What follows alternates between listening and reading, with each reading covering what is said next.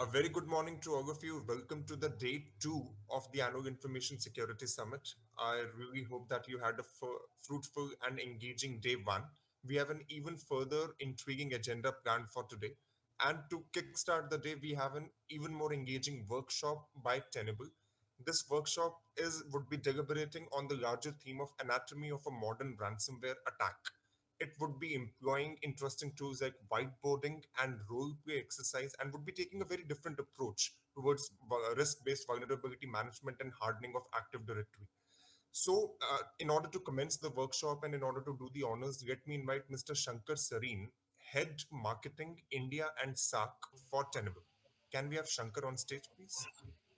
Thank you, Aditya, and a very good morning to all of you present on stage, and especially a big call out to DSEI for an amazing, as always, the annual Information Security Summit, something that all of us in security industry wait for year on year.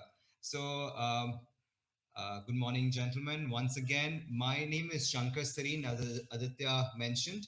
I am here and I'll be your host for the Tenable Masterclass.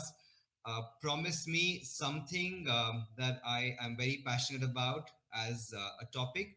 We would ensure that this masterclass is like nothing that you've experienced. Unfortunately, we're not in a face-to-face physical environment, but we've done our bit. We've put together some interesting components to ensure that even in the virtual world, we give you an experience that you appreciate. So let me not take further time. Let me just share with you, what our masterclass actually would be all about. So if you can see my screen, um, we would talk about a very interesting topic, which is the anatomy of a modern ransomware attack. Now, to bring this, in front of you, we would actually do two whiteboarding session. The first one would be a whiteboarding on risk-based vulnerability management, and the second would be a whiteboarding on how you can ensure that your Active Directory and you could disrupt the attack paths using the hardening of Active Directory strategies. And it doesn't, just to ensure that the masterclass is interesting, is engaging, we would actually have role plays. So these role plays would be on how, within an organization, how the board interacts with the chief information security officer, who then interacts with his team, and how they deal with, with cases where their competitors have been hacked, or in an industry where we've all you know we've all seen cases where one organization in your industry gets compromised. How are you prepared? So we'll talk on those lines. Just to tell you how the masterclass flow would be, I've taken that 5 minutes that you can see on top. So we would have first a whiteboarding on risk-based vulnerability management, where my colleague Sudeep, who is an expert on whiteboarding, would actually tell you in very simple technique through a whiteboard as to how you could ensure that you follow some very basic cyber hygiene principles, how you could ensure that you're moving from a very conventional vulnerability assessment kind of regime to a more continuous, structured, risk-based vulnerability management program, which ensures that it's like a continuous scanning and it's not point in time. The recent log4j incident is something that we've all been hearing, and you know uh, I can only say that if everybody was doing a continuous scanning, the kind of problems or the kind of vulnerability that's been exposed would not have been the case. After Sudeep's whiteboarding session, we would jump into the very interesting risk-based vulnerability management role play, something that we've put together. It's more like a scenario where which all of you would be able to relate to. And I'm sure there are bits and pieces where we've added the humor into it. There are bits and pieces where you'll be able to relate to how a chief information security officer has to deal with the pressures from the board, how a security engineer has to deal with the demands of the chief information security officer, how an analyst, security analyst, can actually independent consultant can bring that change and give you suggestions which are very practical, which are something that you should adopt. After this, we'll have my colleagues Ollie and Kenneth do a wonderful whiteboarding for Active Directory. Again, here the objective is to give you tips and tricks on how you could do a health check on your Active Directory. And after that, we'll again do a Active Directory role play, which is where both Ollie, who will wear a business consultant kind of a hat, would talk to Kenneth, who's more like the technical subject matter expert on Active Directory, and together they'll talk to you about how you could ensure that the Active Directory in your organization stays. It's something that is not an active one, stays up to date and active. So with that, I would actually request my colleague Sudeep to come on stage. Jimit and Aditya. Hey, thank you, Sudeep. Thank you for coming. Hey Shankar, thank you so much. So I'll try to finish my whiteboard in the next 15 minutes, 13 minutes. So let me just jump into my prayer whiteboard. Okay.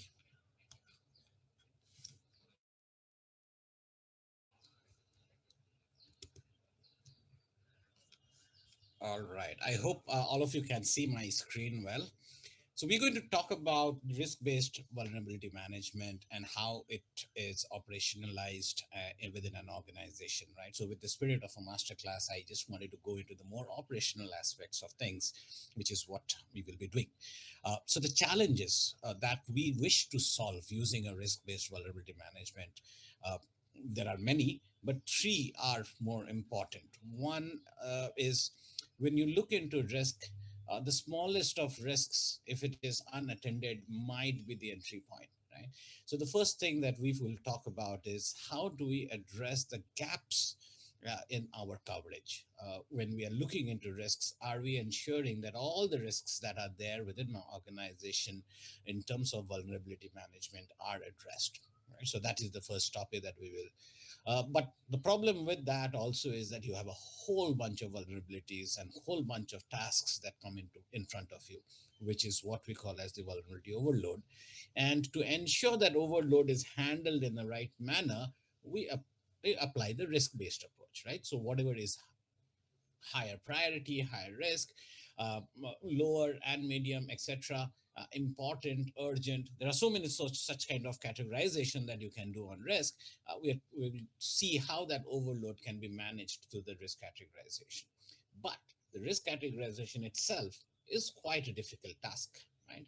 It's what is important, what is urgent, what might be the entry point of that dreaded malware that we wish never comes.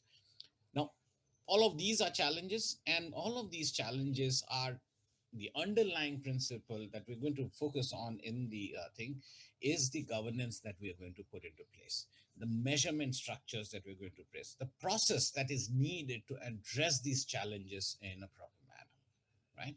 So let's go into the whiteboard on the first part, which is how do we make sure that the gaps in the visibility is ensured, that is covered using the Tenable platform, right? So a typical infrastructure I've tried to build up. You have internal network, you've got the server farm, you have the UAT, you have the office LAN. For manufacturing organizations, you also have the industrial control systems, which is a separate network altogether, and of course the internet, right? So in the middle you see the security center, which is going to be my uh, console for risk-based vulnerability management, right? So what do you do? What do you start off with? The traditional one, we start off with the normal. All of us are doing that. We put up a Nessus scanner and we start scanning our entire CIDR. As we scan our CIDR, we get the vulnerabilities out of this, of course, and we also start discovering, right? So the point of the first step that we do is when we are scanning, we are not only getting vulnerabilities. So a top first one, right? We're getting the vulnerabilities, and we are getting the assets getting discovered. We are doing the CIS benchmarks, etc., etc., right? So all of these is the traditional things that we all are doing. We are also sometimes going ahead and doing credential based scans, right? So we take this and maybe tie up to a PIM system and do credential based scanning, right? As we do that, we might also say that this Nessus scanner is not going to be accessing here. So let's put another scanner on my next UAT, next environment, another scanner.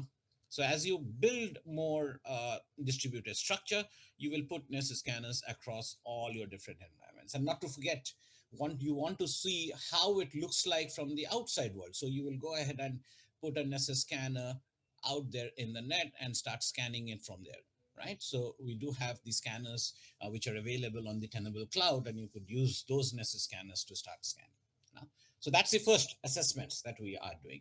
Now, once we have done these assessments, whatever are the results, you basically push all of these results into the security center, right? So from all the different places, whatever data you get, push them into the management console. Um, then there will also be certain systems in your environment that you cannot just ask to be scanned over the remote, over the LAN, right? Uh, Things like firewalls and all will block it. So what do you do there? You put up an agent, right?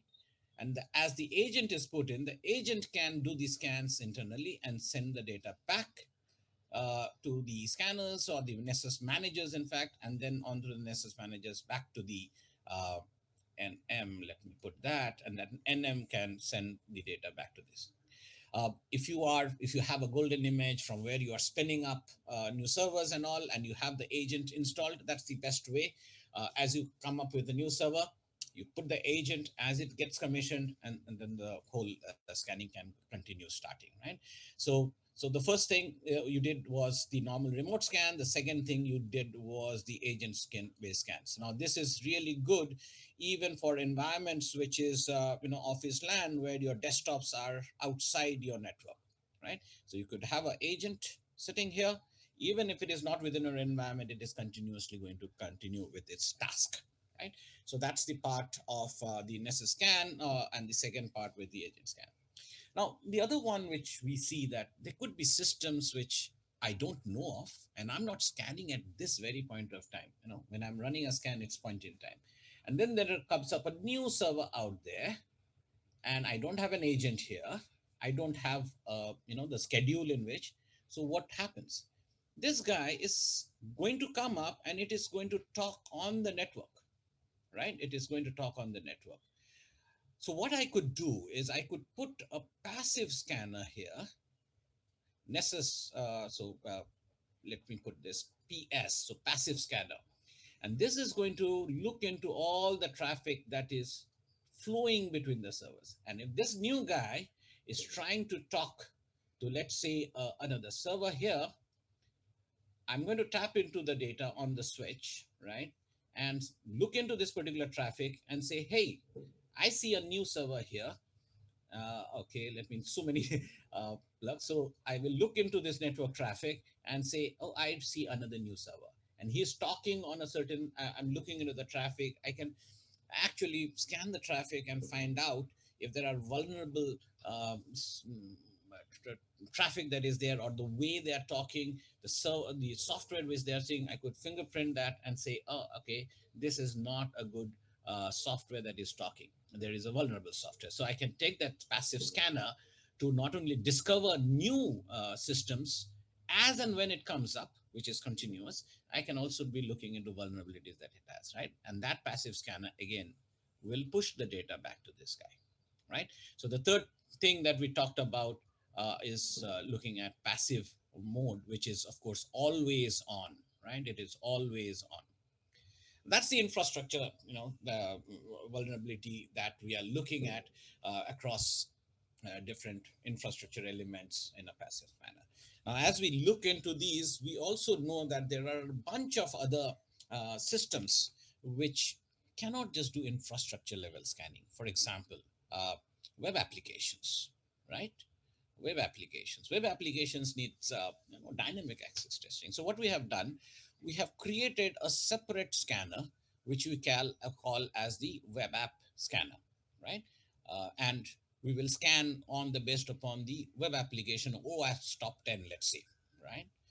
We scan them.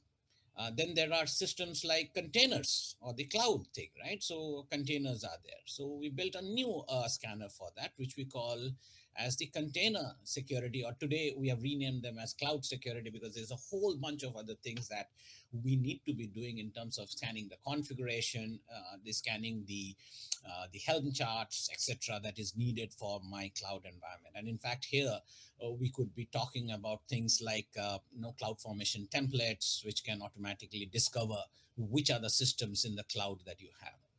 And then the other point, which we are going to talk in more detail as we go into the masterclass, is the Active Directory, right? There is so much of specialized scan that you could do with the Active Directory, and Ollie and Kenneth will be going ahead and talking about how the specialized AD security or AD scans will be done. So all these specialized things is something that we could do. In fact, this passive, and that's the so that the cloud, the internal network, the servers, etc., all are covered. And for our friends in the manufacturing world or the ICS world, they would know, come on, I can't do any of these things on my ICS. I cannot scan, I cannot put an agent on my ICS systems. Come on, what can you do? So for these SCADA systems, we went ahead and built a completely separate strategy altogether, right? The strategy on that particular system is, this is, let's say this is the ICS system, multiple PLCs, HMIs, etc., all are there. What we put is, we put a sniffer, right? We put a sniffer, and we sniff the traffic from that. So that's the OT security. And what these guys are talking to each other, we understand the protocols, we understand all of those, and we find out what are the vulnerabilities there. Now, this is the passive skiffing. We also have another approach wherein this OT system is going to actually query the configurations from these things.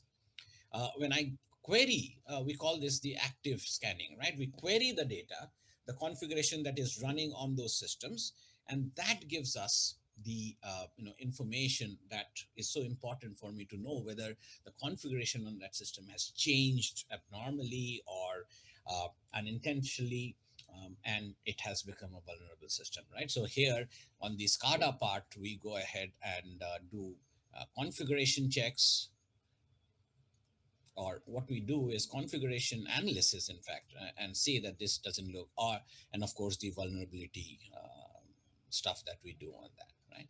So uh, mm, that really covers, right from the cloud to the ICS environment to the um, um, agent based scanning, remote scanning, passive scanning, and so pretty much that will give you a view that we do cover the entire landscape that is running within your environment, right?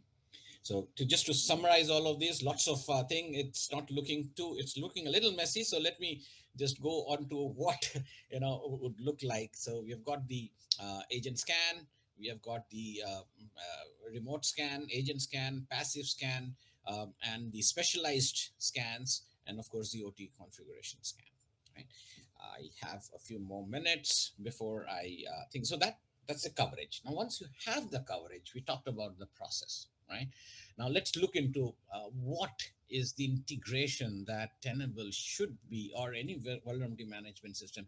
In almost all organization, vulnerability management integration is through Excel sheets, right? You take the PDF or the CSV file out of Tenable and give it to somebody, and they go ahead and do it. We have worked out a whole bunch of different integrations there. If you look into this bottom part, we the process: I discover, I assess, I prioritize, remediate, measure. right? That's risk-based vulnerability management.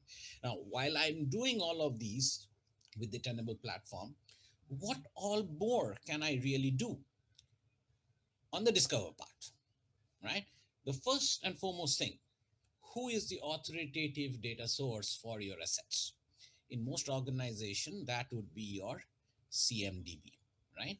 Now, CMDB, I'm also doing my discovery. As I'm doing my discovery, I could send the data to this CMDB system. Now, this could be a CSV output, it could be an API call, but the CMDB is also getting data from different places, right?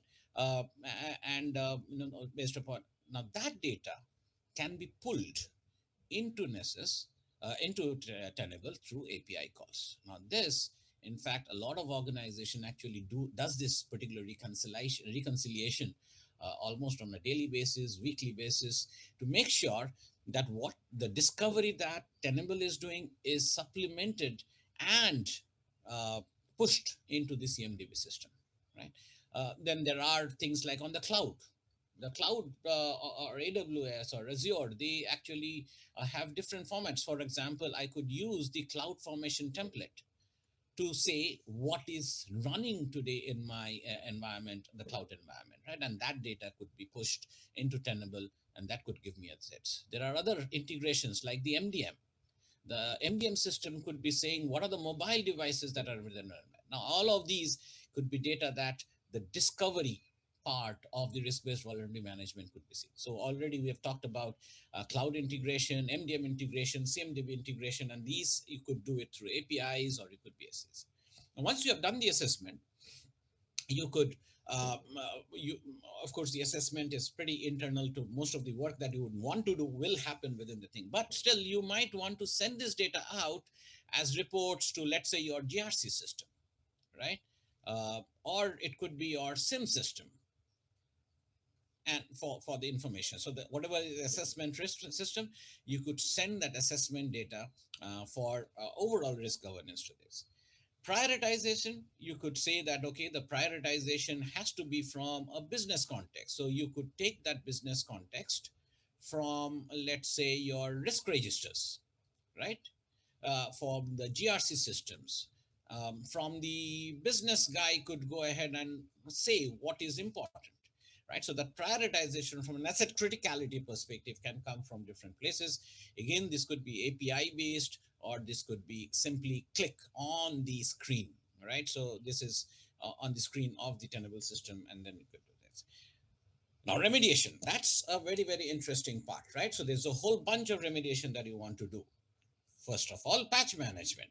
So you could do an API integration with, let's say, your patch management system. And this is one of the most critical integrations. In fact, we have over 4 to 5 different out-of-box integrations with patch management systems already in place, which the remediation can get automated on the system. Another normal way of doing thing is like with the ITSM or ticketing system, right? You could open a ticket, and the ticket might be able to say that okay. And once the ticket closes, you could initiate what we call as a remediation scan and remediate and say that whether whatever patching you have done, whatever changes you have done, has actually got remediate or not, right? So on the remediate part, whole bunch of things that can. Now the last and foremost, the part measure is of course something that we are doing within our system using Lumine, which hopefully gives you the cyber exposure score, right? CES. This is something that we're doing very effectively within. But then this score can actually go back to your GRC system, right? It can go back to a whole bunch of different systems. Now, if you look into all these integrations, at this present point of time, we have over 200 integrations out of box, and anything can be built using the API that we provide, right? So to summarize the things that we have at this point of time: ITSM system, asset management system, SIM systems. Of course, we talked earlier during things with the PIM, the credential scan. Of course, the PIM is something that, again, a lot of integrations. And for the cloud perspective, with the integration with the CI/CD pipeline, there's a whole bunch of new things that we are doing out there. Integration with your Terraform cloud, or with the Azure and the AWSs of the world. Right? I thought I will finish my pitch in 15 minutes, but I've moved over. That is all that I had to talk about, gentlemen. I hope found this whiteboarding useful and given you some thoughts around the different processes and integrations that would make your risk-based vulnerability management more automated. Thank you so much, Sudeep. You could stop sharing. I think in the short time that we have, I would just want some questions answered before I let you go. And I know you have a busy day today. So, Sudeep, one question which is from Kunal. He's checking that, like the way you shared how the entire IT network, how the cloud layer, everything is being scanned. His question is, how would this process change for an OT environment that requires performance assurance? Any changes needed or make any tools less intrusive? Can you share some lights on that? Yeah. So as I was talking about on the OT, finish it very quickly. So everything on the OT side is passive. It cannot be intrusive in any manner, right? So what we are doing there, we are putting sniffers or sensors that we call on the on the network, and we look into the traffic.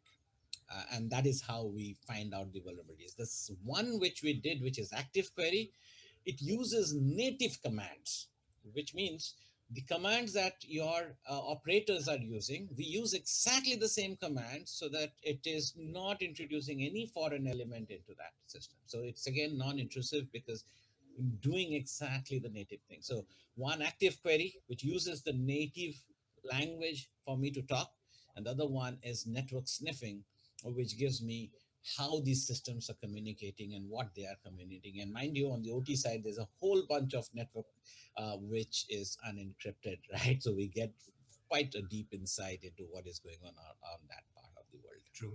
There are two more questions. One is Ivan actually has two parts, but the minute you do passive scanning, wouldn't passive scanning be limited to what you can deduce from the observed traffic?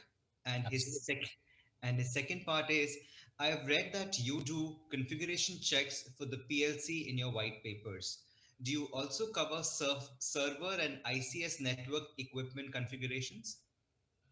We do, of course, like for example, the SCADA systems, the HMI systems. We do go ahead and look into the configuration of those systems as well. Again, as I told you, the way we do it is very, very system specific, right? So the native language, and mind you, on the OCS or on the ICS side, every vendor has a different way of doing things. There's no standardization per perspective. So we do the research on exactly and the certification of every vendor and see what they can do and what we can query. So that's very, very vendor specific work that we are doing and putting. And of course, we do have a fairly large vendor certification under our belt. Perfect. Thank you. Thank you so much, Sudeep. I will not hold you any further. I know you're coming to my city, so yes, get prepared for the cool weather. And thank you once again. That was a lovely whiteboarding session. We really appreciate you. We can let you go. Okay, so gentlemen, thank you for those questions. Thank you for all the help, and thank you for listening to us. Now comes the part where we would share something very interesting with you.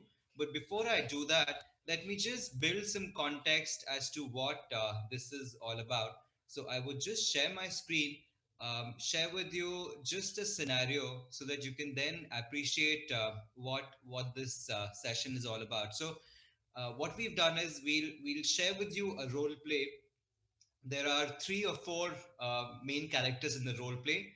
There is a chairman who generally is the chairman of an organization. He's doing his normal stuff.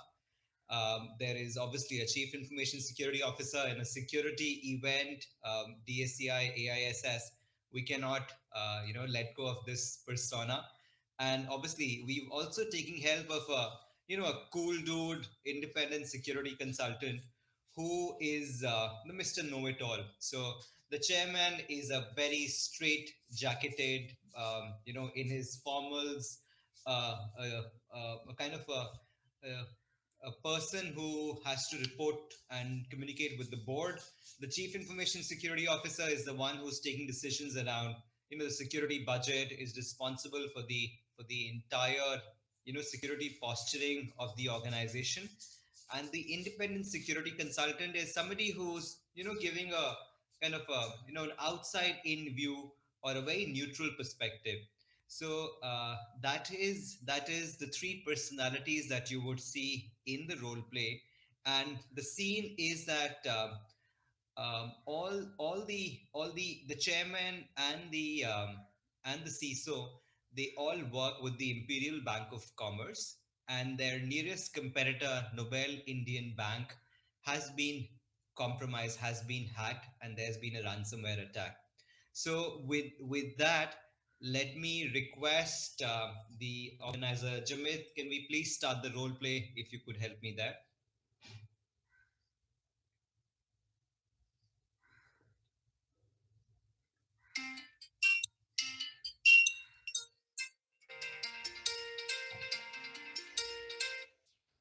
Hello. Is that Mr. Karthik, the chairman of Imperial Bank of Commerce? Yes. Sir, this is Anthony. I'm calling you from the News Bureau of India. We want to check with you. I'm sure you've heard about the Nobel Indian Bank getting hacked and the Nobel, demand for ransom. Nobel, Nobel India. Nobel Indian Bank, sir, that is being Really? hacked, and there is a demand for ransomware. The entire public, your customers are asking us, asking you, and the nation wants to know what are you doing with regards to security initiatives at your bank, sir? We're all worried. Uh, uh, I'll call you back. I'm running late for my meeting, and I'm just being called. So Sir, this is an important one. yes, Please yes, do I call me. understand. I understand. I will call you back. I will call you back. Sure, sir. Santosh, you are in deep trouble, man. Wow. Nobel Bank. Hmm. बात कर लेता हूँ उससे. बात कर लेता हूँ. Hello, Jenny. Jenny, please set up an immediate meeting with the CISO. I need to discuss something urgently. Yeah, now. Yes, now. As soon as possible. Just give me a call and let me know when this meeting is getting fixed. Okay.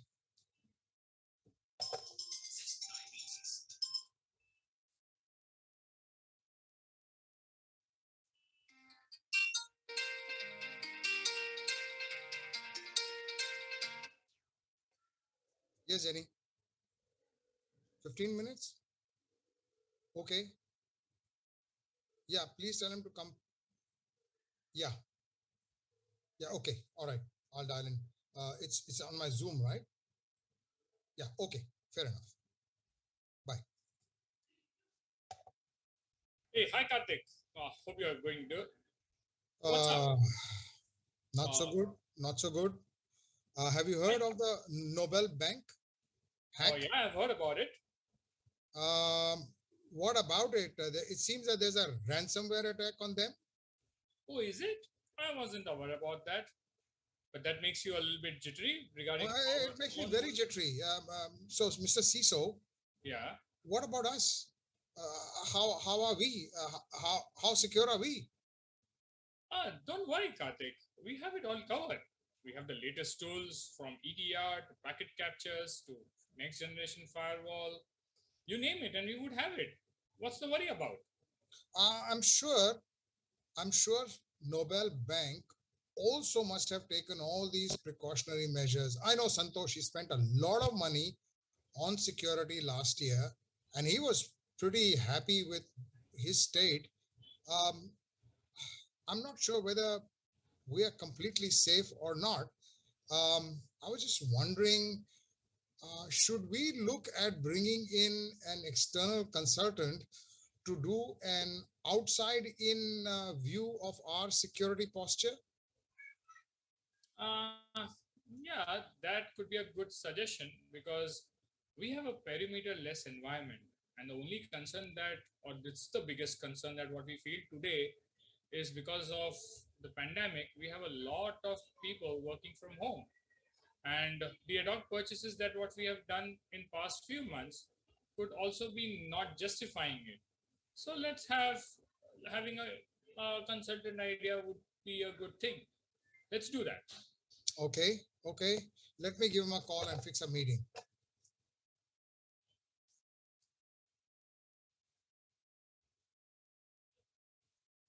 Hello, Mr. Consultant. Ah, yes. It's been a long time. I was wondering if you could come and understand our security posture and make recommendations and suggestions. Oh, this is a one-time contract. No, no, no, not yearly, not yearly. Yes, one-time contract. Just to have a look at how we are and, all your expertise with the banks that you deal with. Today. Okay, okay. Let me set up a Zoom call. I'll get Jenny to set that up for us. Thank you. Hello, gentlemen. Hey. Hi, seeing you after a long time. Must be a busy time for you. Fighting crime and also making recommendations to banks like ours. So yes, we're keen on understanding our security posture, and I've got the CISO with us, and um, let's see how we can take this forward. What are your recommendations? Well, I have been following your bank, of course, the other banks that has been, who are going through some bad patch now, and none of you have really left any stone unturned around creating your security platforms. But of course, thanks for having me and giving me this chance to talk to you. Um, I just start off with a very, very simple few questions that I ask my clients. They would sound simple, but please do pay attention to what I normally ask. The first question: where are we exposed? You have covered the entire bank, but do you truly think that you have covered everything? And if you have truly covered everything, you would still know, for example, work from home is a common theme. Has work from home created some exposure for you? So the first question: where are we exposed? Can we really answer that question? And after finding out where we are exposed or where we potentially can be exposed, the second question is, what should we focus on first? We definitely can't do everything at the same point of time, right? So where are you exposed? What should you focus on first? And how are we reducing exposure over time? Because it's a time game. It's not a point of time security program that organizations can afford to have, right? So how are you planning going forward to reduce the exposure? And the last important question, which you might appreciate well, is and it's in the business context as well: if you are the best security organization, most secure organization, you will not be the first target of your hackers, right?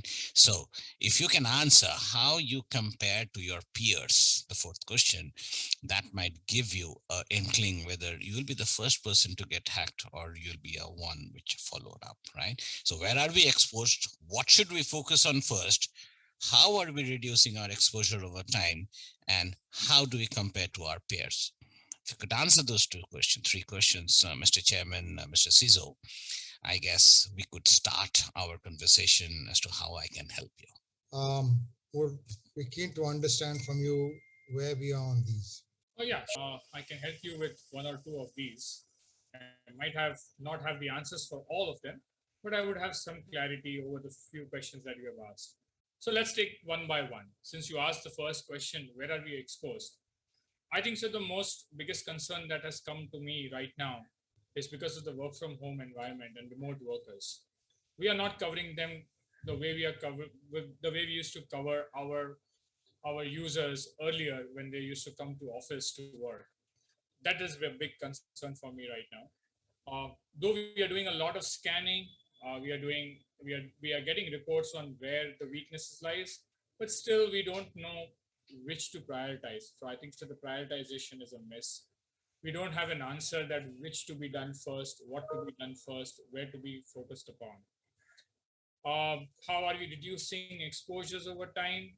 I don't have a clear answer, but I use the best of the breed answers to give across, but nothing concrete on that particular front. And when you ask me, how do you compare to your peers? It's a very informal thing. Normally, whenever we have CISO's discussions over an informal meeting or as a gathering, I just try to see that where we lie and how the others are doing. So this is what we do, Karthik. There is nothing beyond it. That's a long-winded answer. I'm wondering, Mr. Consultant, how do I go and tell my board how secure are we? How do I tell them that either we are secure, not secure, I need more budgets? How am I doing against my peers with this Nobel Bank issue? The question is going to come to me. How can I say whether my customers and the bank is safe? Do you have any recommendations how do I get around this problem? Because I can't provide a 300-page report to them. Mr. Chairman, if you permit, can I please share around 5 slides that I prepared for your bank, and this would cover the things that we just discussed about, and what Mr. Caesar talked about, that there is really a best of breed may not fulfill. And as you also said, you have to tell your board what. I hope I'll be able to, give you specific pointers around these questions. If you permit, I share my screen for a moment. Yes, of course, of course, of course. Okay, thank you so much. Just be one moment, and I'll have this done. All right, so this is what we talked about, right? Where are we exposed? What should we work on first? And how do we plan ahead? And where are we with respect to our peers, right?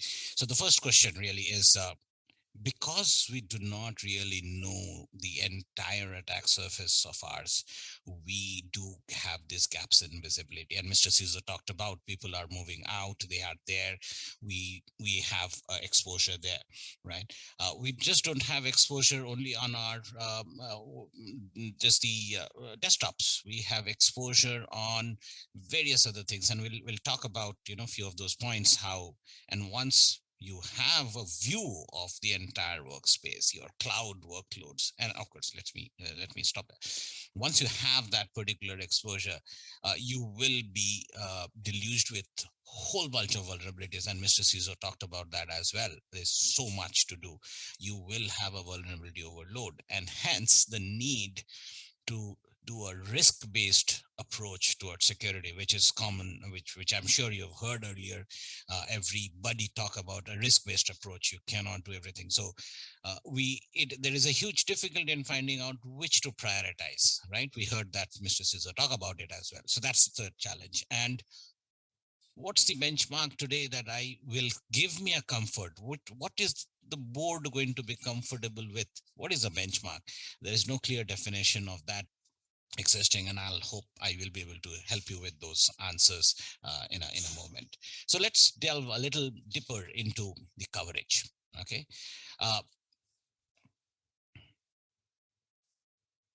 Okay. The coverage again is not a manual task, right? So what we need to have in place is something that automatically determine what is my entire attack surface, what is the coverage that I need to build. We are all very, very aware of the IT systems. We talked about our workforce working from outside, infrastructure, and the remote workforce, the mobile devices. We don't really talk about remote workforce, the servers. Now, this is the traditional infrastructure, and this has moved out during the pandemic. The adoption of cloud has just increased manifold. Similar things would have happened to you as well. The applications are on the cloud. The containers are big. We have moved into containers-based architecture. We are adopting Kubernetes as a platform for development. APIs, policies, workloads moving into the cloud.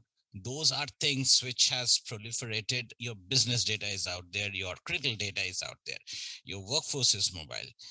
And think about it, this is not just the only things through which you can get exposure. There are other infrastructure elements within your banks. For example, the building management system, the smart meters, the smart electricals that you have, they're all connected and they're all sources now of cyber attack. And something might not be very applicable to you, but there are the IT systems, the ICS systems, which people are using often.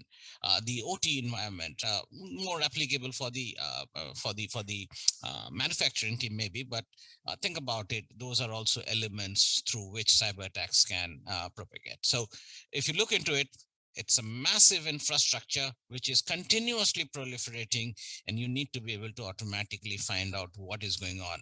So the coverage has to be across all of them, not just the remote workforce, right? So let me go forward. Once I have identified all of these problems, automatically I'll go ahead and scan for risk across all of that. When you scan for risk across all of that, you will end up in a massive number of vulnerabilities. And incidentally, all these vulnerabilities has a rating. 50% of these ratings are high. So what is really prioritized? When we try to address all these risks at the same point of time, you will not be able to handle it. Just impossible. And even if you handle it, remember that most of these vulnerabilities are not exploitable. So it's around only 20% of this which are exploitable, which ultimately ends up saying you are really not focusing on what is important. And statistically, 76% of your time is spent doing pretty much things that will not expose you. Now, again, let me take a step back.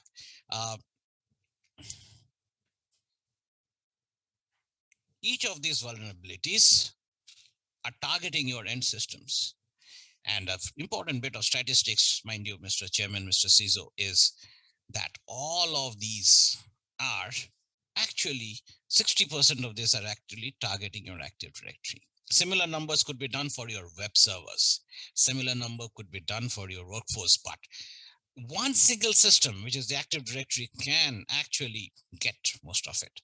So think about, now you are starting to see where I'm coming at. You have a vulnerability overdose, you're doing useless stuff in closing everything, and there are crown jewels within an organization which needs extra focus, right? And in fact, the Active Directory, if you think about what we are doing today, we're doing pretty much the top portion. We're doing audits of those, we're patching them, we're talk hundring. But really speaking, the unknown problems around configuration weakness, poor administrative purposes, dangerous relationships, privilege escalations, and so on and so forth, they are under the iceberg. You don't even see them, you're not handling them, right? So when you start handling them, now you can see the vulnerability overdose will become bombastically overdosed. I don't know which is the right word to use, but I'm just using the word. I hope you're getting the message, right? So to be able to handle this risk measure, you have to be able to measure them. If you don't measure them, you can't really assess what is the prioritization. And there are various kind of measurements that you need to do. You need to be able to, first of all, the assessment. Am I covering, remember the first question, am I assessing my entire environment in the right manner? Is there a maturity level that you can attach to that assessment? Once I've assessed, I'm remediating. Is there a maturity in my remediation strategy? And when you have these two put together, you will be able to handle that first question of mine. Where are you exposed? Your cyber exposure score takes into account your business, your assessment, and your mitigation, all of them put together to come up with that cyber exposure score. Now, that cyber exposure score has many things. First of all, it's a metrics, right? It's a metrics which tells me where am I. It also tells me if I have to reduce my exposure score, what are the things that I need to do. It pinpoints the specific actions that you need to take to improve your cyber exposure score. And lastly, which I was talking about, what is the good benchmark? What is the benchmark? In this particular slide, you will see your benchmark is your number today is this. in your domain here, of course, public services, it could be banking domain. What is the benchmark that the public domain is handling today? And what the general population is. So in this case, your exposure is lower than the industry average, which means you are in a better position. Your board will be very happy to see these kind of maps, right? And to top it all, you should be able to reduce the what are the things that you need to stress. So step by step by step. So you don't have to give a best of breed answer, Mr. Ciso. You will have a step by step process given to you by the tool to tell what's next. That was what I had to present, Mr. Ciso and Mr. Chairman. I hope you got the message as to how you can definitely take this whole conundrum of security overload on its stride. Interesting. Firstly, let me figure out, Mr. CISO, do we have most of this in place, or would we need to get someone to help us deploy some of this stuff? Yeah, this was really good, specifically on the measuring side, because that's what we are doing it very informal. This if can give us where we are, what to be done, how to be focused upon, how to act. That plays a very important role. And this will make our life much more easier and simpler as we go ahead. And some news like what we heard today should not give a jitters to us going forward. If I was to paraphrase what you're saying, because I've got to share this with the board and I'm just trying to figure out if I have got this right. So, Mr. Consultant, you're saying that we need to have visibility of all the assets that are there, right? Then we need to figure out which are the ones that require attention. And then finally, predict. I guess it's not just find out. You have to be able to predict what's next. Predict. Oh, that's a good word. Predict. And then after that, we need to kind of fix these problems, right? Measure and fix. So if I was to say to my board, we have this whole procedure. It is actually see, get visibility. Predict is to kind of analyze all the issues and criticality of our assets. And then we need to act, that is to fix and measure what we fixed, right, over a period of time. So I can say we have to do see, predict, and act. Absolutely. Does that sound right? Absolutely correct. You got it right, Mr. Chairman. Okay. All right. I think now I can talk to that guy, Anthony. Hey, we are safe, right, Mr. CISO? Looks like. Okay. Thank you, Mr. Consultant. Thank you. Do send me your invoice and we will keep in touch with our planning. Happy to do so. Thank you so much. So, Mr. CISO, what do you think? I think so you should call up Anthony and let him know that we've got everything covered. It's not like the other bank, the way it has been happening around. So there's no jitters in our bank, and we should pass on that message to our customers as well. Okay. Yeah. Hey, Mr. Anthony. Yeah. Imperial Bank. Oh, yeah. So as I promised, I'm calling you back, a couple of hours, but I promised I'd call you back, so I'm calling you back. Thank you so much. Yeah, you had some concern about, our bank. What was that? So we just want to ensure that unlike Nobel Indian Bank, your customers, in fact, I'm a customer of your bank. Can I get a good night's sleep? Can I just be rest assured that yes, we are safe by trusting your bank? Oh yes. We have got this wonderful VM program that we are running, and we have got this framework and methodology where we see and get visibility of all our assets. We are able to predict and analyze critical issues, and then we have got this whole act remediation methodology. So By the way, we've also got a methodology that we are looking at putting in place where we can score ourselves and see where we are against other peers and also how well we are doing. And if you're not doing well, then we get more budgets to fix the problems. And if you're doing really well, then the board and the stakeholders and customers are all happy. We are in that state where we're all happy at this point in time. So yes, um, you and all our customers are safe. Thank you so much. I love the phrase that you use. Can I quote that? See, predict, act. Can I write that Uh, in my column? I don't know. That's but I think you can. I think you can. And I'll I speak. I'll am speak to that, Marcom. and that just makes me wonder why wouldn't the other banks do something similar? If I, being a customer, can be rest assured, and you, being a chairman, can have a good night's sleep. I think all the other customers, all the other banks should follow same, right? They should follow the see, predict, act philosophy. I think they should. I think they should. But we've got this wonderful technology team and consultants who help us with our security posture. You require a really good partner, a technology partner, to help you devise, design, and continuously monitor and augment the bank's requirements. So we've got a couple of really good vendors who help us. Thank you so much, Mr. Chairman. It was heartening to know that all of us are safe to bank with you. Thank you once again, and thanks for calling me back. Thanks, Anthony. Santosh, I better call you. Santosh, I better call you. Santosh, how are you? Santosh, how are you? Oh, I'm so sad to hear Oh, that. I'm so sad to hear that. But but we But are safe. but we are safe. We are safe. We are safe.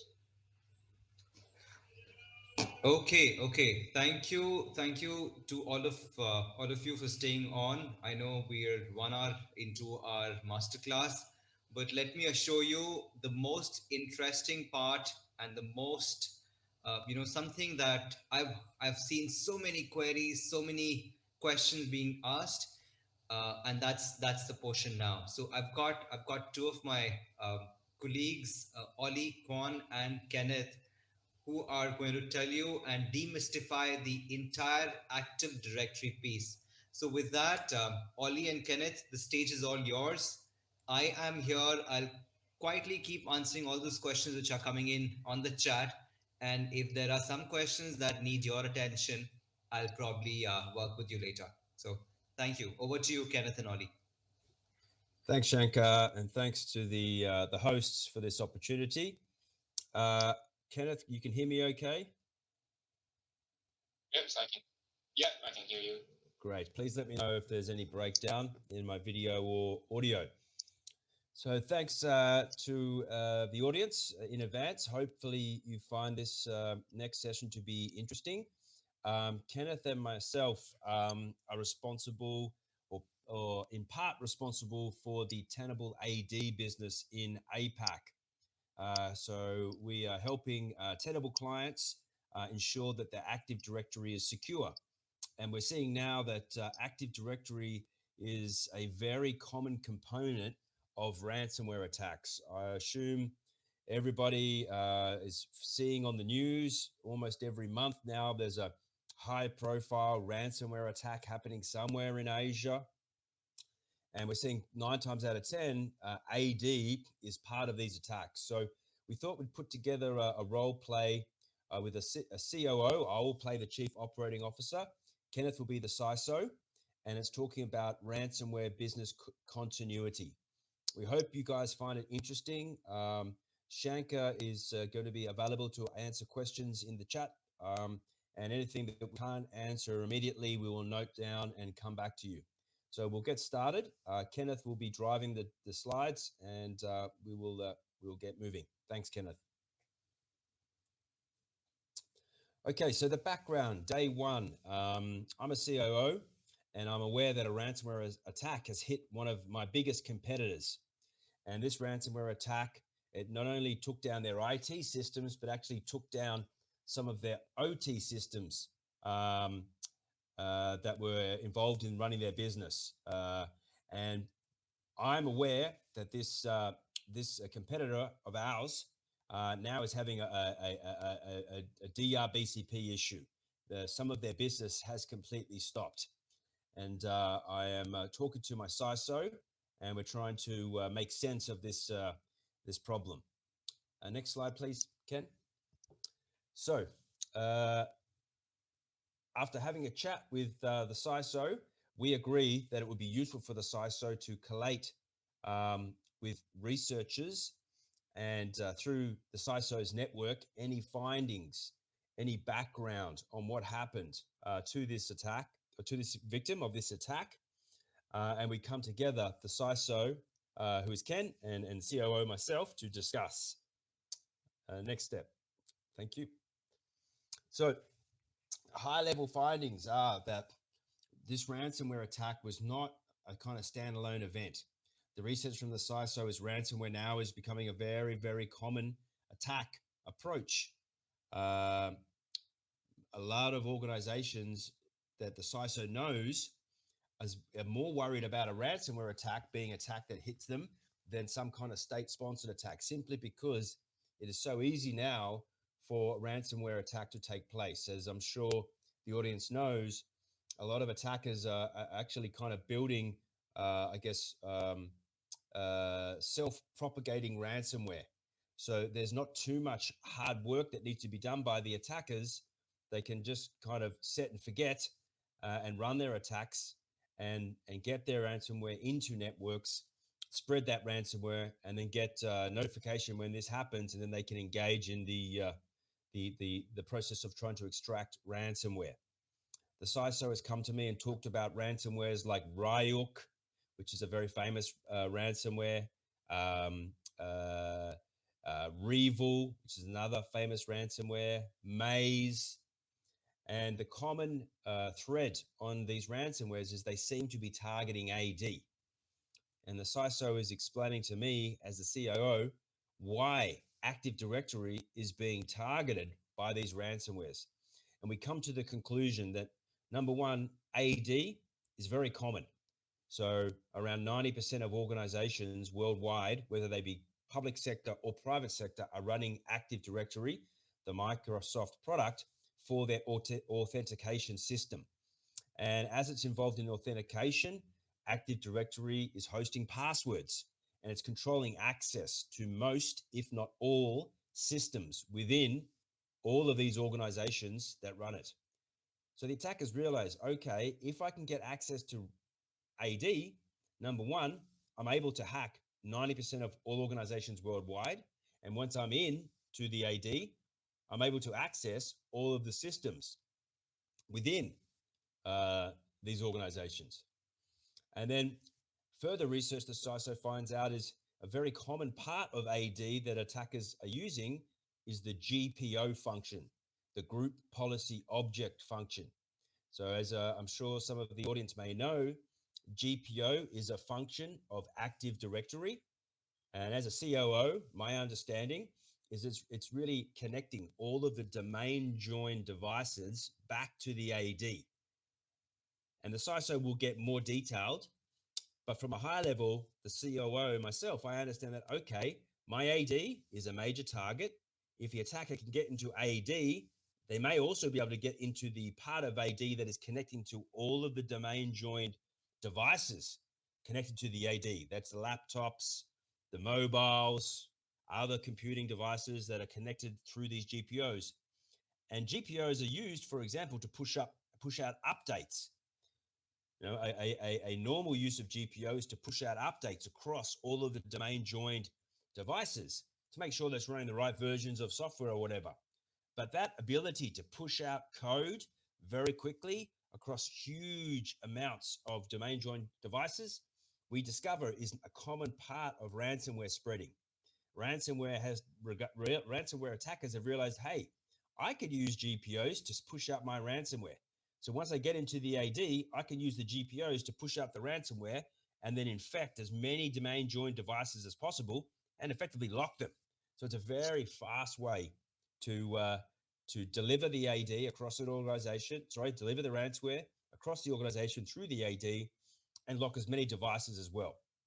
What we also discover like in this victim that of the competitor organization that had the attack, it wasn't just their IT systems that were taken down by the ransomware. It was also some of their OT systems. It was a manufacturer in this case, and in their factory, they were using AD to connect their OT systems. And the attackers, they got into the AD. It was connected, their ITOD was connected to the OTAD, and they could spread the ransomware not only with their IT systems like their laptops and mobiles, but also into their OT systems, into their factory networks, which is even more devastating. And that's why their part of their business was actually stopped.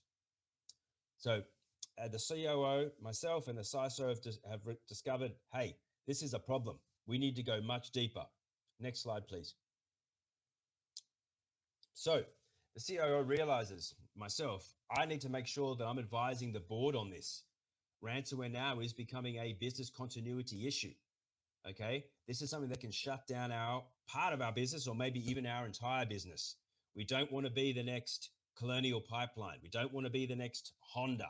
And the list goes on in terms of all of these organizations that have had major ransomware attacks that have shut down their business. However, as a COO, I can't be too technical in how I go to the board. Yeah, I need to make sure that I've got a short, sharp, high-level business overview of what the impact is of these ransomware, the potential impact, and what investment is needed to reduce the chance of this impact occurring. We need to get executive sponsorship from the board that they want to invest in this to reduce the chance of a ransomware impacting business. We want to, in effect, get ransomware ready. And I want to get sponsorship and agreement that we should invest in this. And then we can go into the technical details with the relevant technical teams within the business to roll out this ransomware readiness program. But we don't want to get too technical with the board. We want to keep it very high level. We want to talk about the business problem. We want to explain that by investing in advance, we can ensure business continuity and the return on investment will be much, much greater than trying to wait for one of these things to happen and then respond and try and clean it up when it does occur. So it's all about being ready. It's all about having that ransomware readiness. Next slide, please. So in terms of the business problem, as a COO, I work with the CISO to try to create more of a business short, sharp overview of the problem. We don't want to get too technical. So we understand that, first of all, we need to make sure that the business, the board, knows that there is a part of our business systems, a core part of it called Active Directory, which unfortunately is very, very common. It's running in many, many organizations worldwide, and it's connecting all of our systems together, and it controls access. And perhaps we haven't been putting as much focus as we should have in ensuring that that is secure, that is prepared to avoid it being used as a tool to deliver a successful ransomware attack. Okay, I need to not go too deep, but make sure they understand that the reason why AD is a target now is, first of all, it's run by most organizations. So attackers don't need to try and develop all sorts of unique, different attack systems and approaches. If they focus on AD, most organizations are going to have it.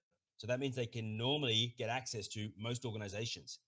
And because AD is holding passwords, it's a system that's been around for a long time, and a lot of organizations really haven't focused on security. It means it's a weak part of the infrastructure. And a lot of organizations are really behind the eight ball and not really up to speed when it comes to understanding what is their position with regard to their AD, as it is such a critical part of their business. How secure is it? How do they validate and ensure the ongoing security of that AD? I need to make sure that the board understands that this is not a problem we can just deal with in a once-off snapshot approach. Because AD is integral to all of the systems running within my organization, and not just the IT systems, also the OT systems, and because it is itself a system that is organic, it is always changing. I need to make sure that I've got an approach that is always ensuring the security of this critical linchpin component of both my IT systems and my OT systems. And it's a pretty complex topic. This topic of AD security is complex, and it's not easy to find people that are experts. So I need to make sure the organization knows that if we are going to invest and we're going to put in place some sort of ransomware program to make sure that we are reducing and making ourselves more ready to handle these type of AD focused attacks, do I have the ability either to find the staff or make sure I've got the knowledge to be able to implement and track this kind of program?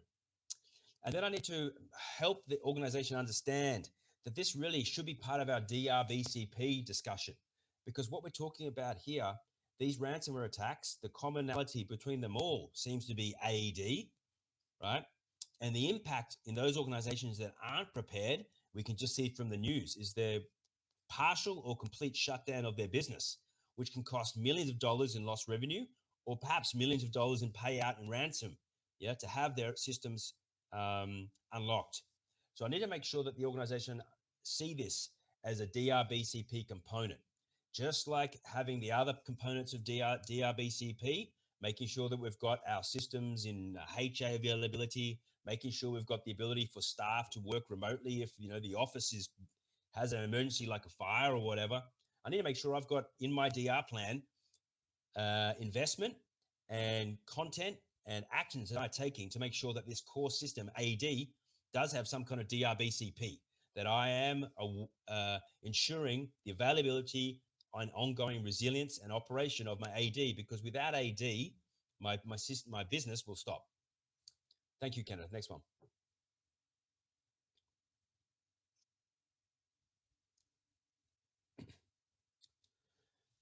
So once I've painted the picture and explained to the board that this is part of the DRBCP, this is something that just needs to be invested in, because the potential impact of a loss of business through the AD being compromised and used for ransomware, or, for example, having to pay out a ransom to unlock the systems, it's worthwhile the much smaller investment to reduce the chance of that happening, to make sure we are ransomware ready. So the CISO has done their research, has done his research, and has realized that, hey, I want to have a system that's not going to introduce any more risk to my AD. AD is already a critical system. I don't want to be using some approach that's going to make it more likely that the AD could be used for delivering ransomware. So looking at the Tenable AD solution, we have realized that, hey, this is a good one because it's very low risk and light touch. It doesn't need to have any agents installed on the AD. It doesn't need any admin rights. So you're not adding any more risk to the AD. We spoke before, the CISO and myself as a COO, that this is something that we can't just do once off. AD is changing all the time. AD, every time you add a new staff member, remove a staff member, add software, remove software, the list goes on. You're making changes to that AD software, which may be opening up attack pathways that ransomware, for example, could use to spread. So I need to have something as a COO that is telling me continually, if new major risk appears in the AD, I need to know about it. The CISO needs to know about it. We're going to make sure that we reduce that risk. We remove it. So we remove that new potential pathway that a ransomware could use to spread through my AD. I need to also realize that I can't stop all attacks happening. Yeah, people will try to attack me. So even if I do improve the security of my AD, there may be, for some reason, some risk that I cannot remove, or maybe some risk will appear that I can't remove fast enough to be used to remove that risk from my AD. And that means it may be there and could be used by an attacker. So it's not just the ability to secure my AD and remove as much risk as possible and continually do that and track that. It's also important to understand that, look, attacks may still happen. I've got to be able to detect that when it happens and try and stop it. So it's not just the ability to track new risk in the AD, it's also the ability to track attackers exploiting the AD and work out what the attacker is doing. How far have they got? Can they stop it? So I have to have a more, I guess, complete solution to make sure I have more visibility and I can report back up to the board with high-level metrics to show them that we are continually trying to maintain a level of AD security that the business feels is acceptable. But I also need to be able to track if incidents do occur and also be able to try and stop them. Because this is all information that I need to be able to share with the board to show them that we're doing something to make sure we're ransomware ready, but also that we have a problem under control that we knew about when it started and we try to stop it as soon as possible. And we need to have the evidence to show that that's happening. Now, I understand that this topic is complex. It's hard to find staff that are super technical that understand this very complex topic. Yeah. So I need to make sure the board understands that if we try and do this ourselves by hiring staff, it's going to be very difficult because the staff are hard to find and there's not many of them. And quite often they're in demand. So they may move around. So you may have somebody that works for you for a while and then decides, hey, I've got a better offer somewhere else. They leave. And then you're stuck with nobody to kind of run your program to give you that data as the COO and CISO to share with the board to show, hey, we are continually to ensure our business is ransomware ready. So having a solution which is going to help us understand our risk, improve, reduce that risk, and then maintain that risk over time is important. Equally important is to have a solution that's also going to be able to tell us if somebody is attacking our AD so we can detect it and then work out how far they have gone and make sure that we can do incident response and threat hunting. These are all an important part to ensure a solid life cycle of AD security and produce metrics that can be provided to the board to show that the CISO, the COO have the problem under control and have the relevant teams working to ensure the business is ransomware ready. Next slide, please. So after building that high-level business plan and message, myself as the COO, I did that with the CISO, Kenneth. We present this to the board and we get buy-in to invest in an AD security program on the basis of making the business ransomware ready. Now, the CISO, as he has the business buy-in, he has to explain this to both the AD team as well as the cybersecurity team. Why? Because AD is a concern for both. So now, as a COO, myself and the CISO, we're going to talk through, okay, how do we explain this to two different teams with different areas of interest to make sure that they understand the value of ensuring our business is ransomware ready. Next slide, please. So from my understanding as a COO, I understand that the AD is important to the AD admin, the AD administration team, who basically report up typically to the CIO. And normally the AD admin team, the infrastructure guys, the CIO, these guys are very busy because they're responsible for managing all the infrastructure inside an organization. Yeah, that could be infrastructure that's IT, and who knows, and sometimes it could be both IT and OT. And AD is just one of many, many systems they've got to manage. But AD, they see it as their baby because AD is linking all the systems together. AD is critical, and AD is very important to them. They want to control it because they manage it. They should be the guys that control it. They should be the guys that understand if there's a security issue. They should be the guys that can fix it. They don't want to be told typically by other people, for example, the security team or outside consultants, that they're doing a bad job. So myself as the COO and Kenneth as a CISO, we realize that, okay, the message we take to the infrastructure team needs to be different from that message that we take to the CISO's team, that is the security team, the security specialists. Because in the security team, the CISO and all of his guys, their job is to make sure the entire business is secure. They need to avoid incidents like ransomware and other hacking attacks. The problem is typically the CISO and his team don't actually manage some of the systems that they're supposed to secure, like, for example, AD. So the CISO and his team realize AD is a major target. We may have major security issues on that AD that allow ransomware to spread. We may see them as a security team, but because we don't manage the AD, we can't change them. So we know that we have got problems that could be exploited, but we can't fix them. Okay, so that's a different explanation of how we sell it internally to the CISO's team, to the security team. And the next slide talks a little bit more about how we explain it to those two different teams, the infrastructure team and the security team. So next slide, please. So as the COO and the COO, myself and the CISO, we start to build up a list and say, okay, what are the challenges that these different teams are going to have? And how can we explain the value of an AD security ransomware readiness program in the right language to make it more acceptable. Because we understand as a COO and CISO that the AD is the common target for ransomware. If we can get the AD under control, we will significantly reduce the ability of ransomware to spread inside our organization. But how do we make our colleagues understand and feel the same way as us? So on the infrastructure side of the house, for the admin team, the infrastructure team, we recognize these guys see AD as their baby. We recognize that they don't want to be told how to do their job on a system that they manage. So we want to position to them that, hey, this product is going to it's not going to add any risk to your AD. First of all, it can't make changes to the AD because it's got no admin rights. It's got no agents.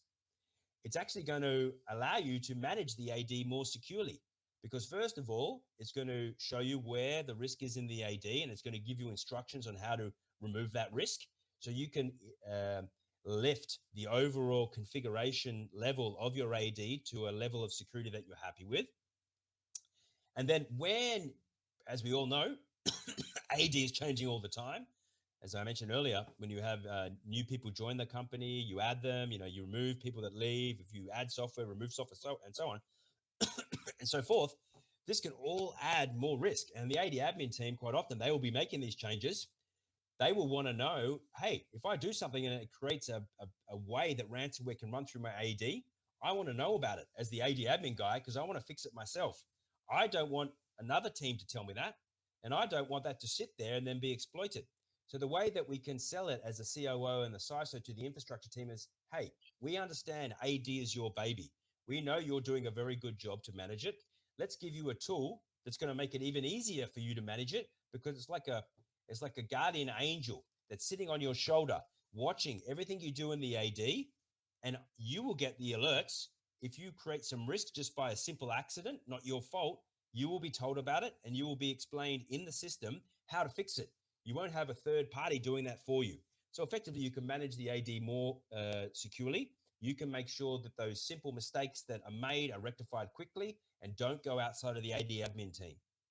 Now, for the security team, the message the CISO wants to take to his team is, hey, guys, I realize that we are under a lot of pressure because if a ransomware attack happens, we are going to get blamed. Hey, you're the security team. Why aren't we secure? Well, this tool is going to help you understand the level of the AD security. You can track as that AD security increases. And then also you can track that level of AD security that we get to that is we agree is acceptable is maintained. And also, if an incident occurs, if an attack occurs on the AD, you'll get an alert. Yeah. And then if you need to do some forensics and work out what's the attacker doing in the AD, how far have they got, you can get that data in real time. Yeah. And you can use a tool that's not going to add any additional risk because there's no admin rights, there's no agents on the AD. So you can be, as a security team, you obviously want to make sure that you're not adding any other risk to any part of the infrastructure. You can be sure that AD, which is probably the main target of attackers, you're not adding any more risk and making potentially more work for yourself. This is how myself as a COO and CISO agree, okay, this is the high-level messaging that we will explain to those two organizations that will be very interested in securing AD security. That is the infrastructure team managing the AD. It's their baby. Well, this tool is going to give them the power to manage the AD more securely and not be told by somebody else. And then the security team that realizes the AD is a massive target, but they have no control over the AD. They can understand how well the AD is secured. They can understand if major risk appears. And then they can also detect if an attacker is attacking, and they can do forensics and threat hunting, etc., to work out how far an attacker has got. So there are benefits for both parts of the organization. Next slide, please.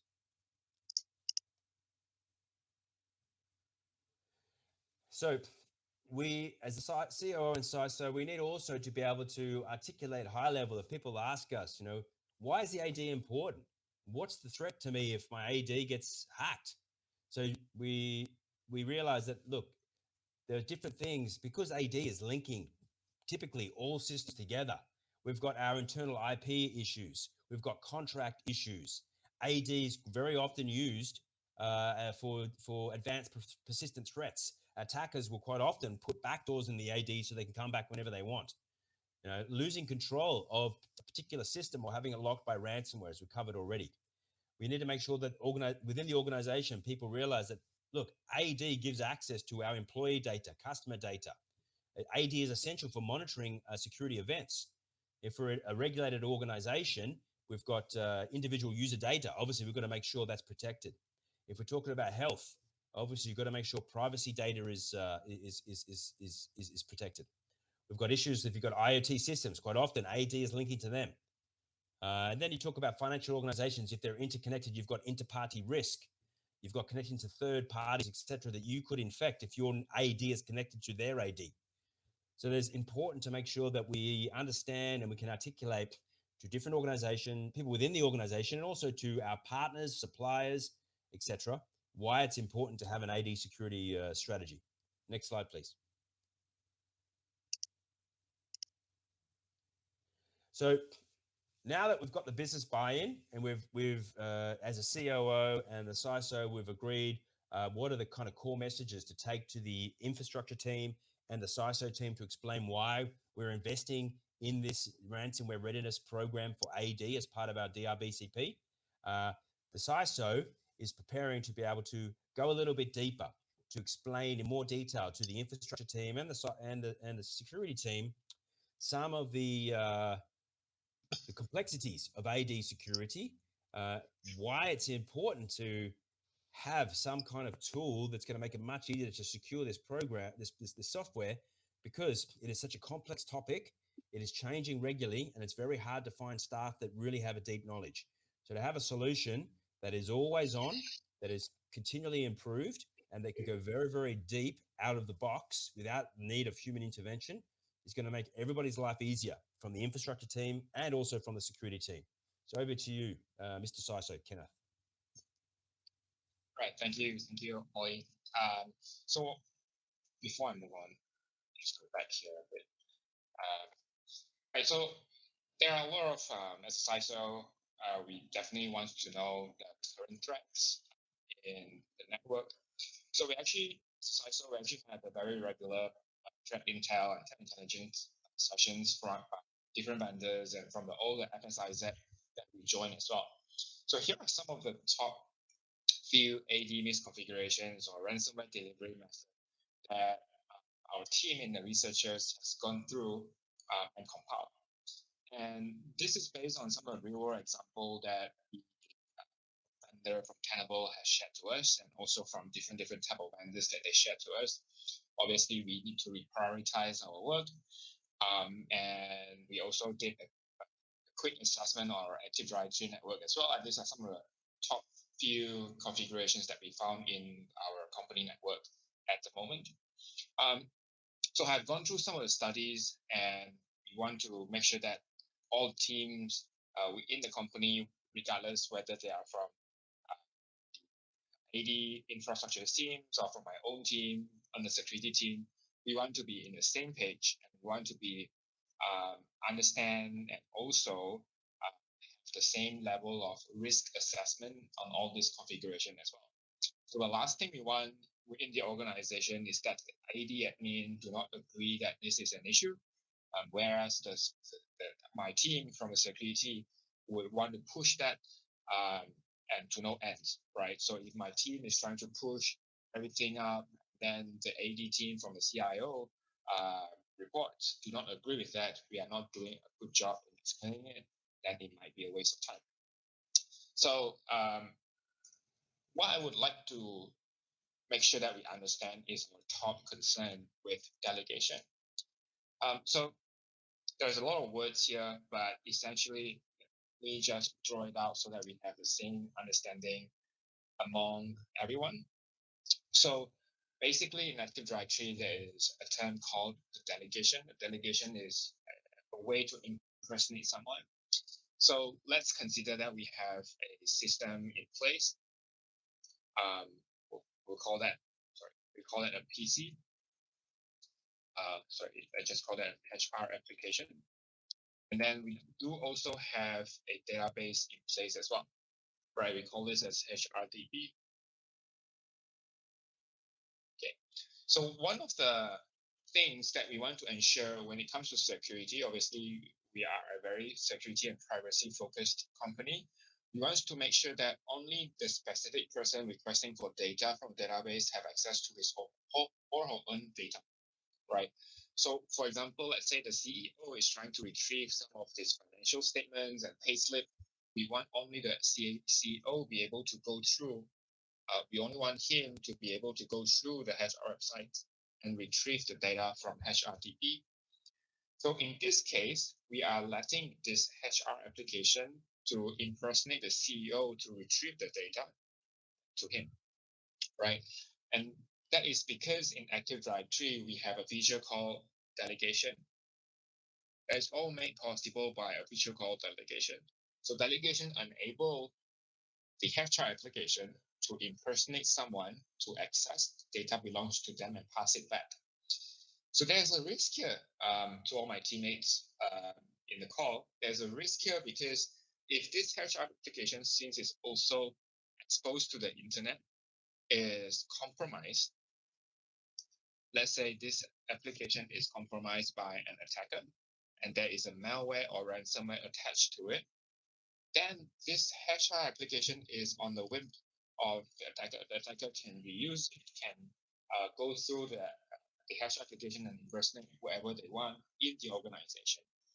And that is definitely something that we are facing right now in the company because we do, based on a quick assessment that Tenable did for us, our AD and the NASA scan, we do have this type of problem in the Active Directory.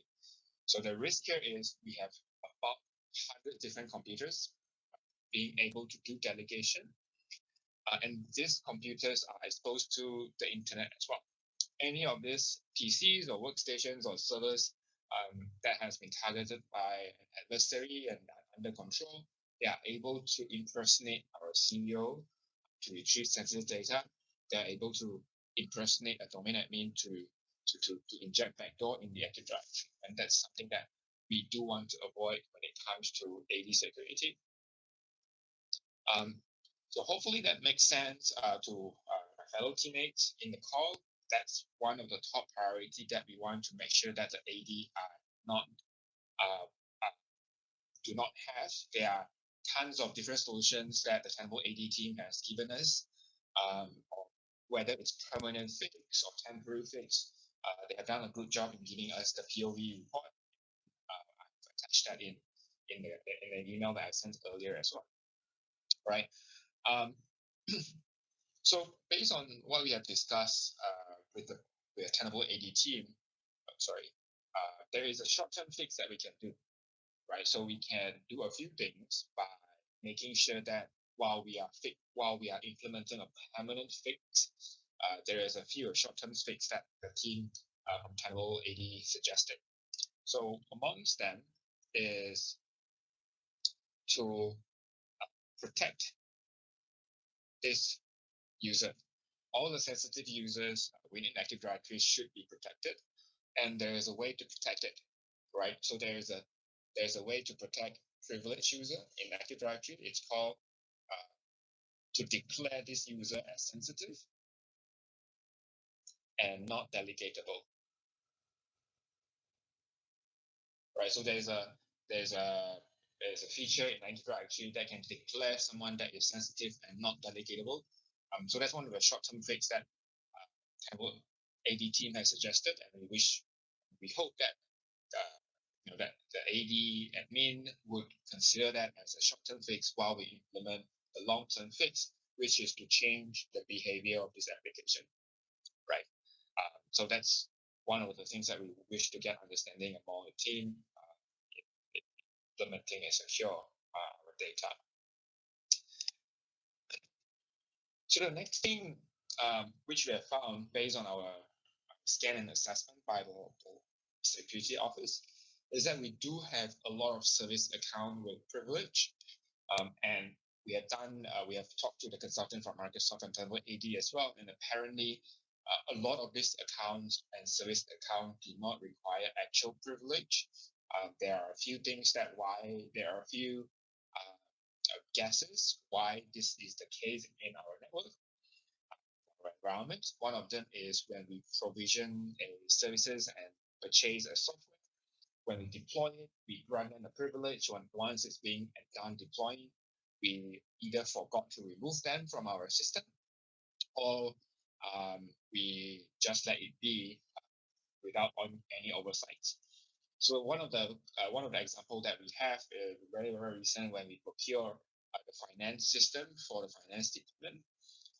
The vendor asked us if they could have a privilege account. We gave them to install the finance system, but we did not remove the privilege from the account soon after.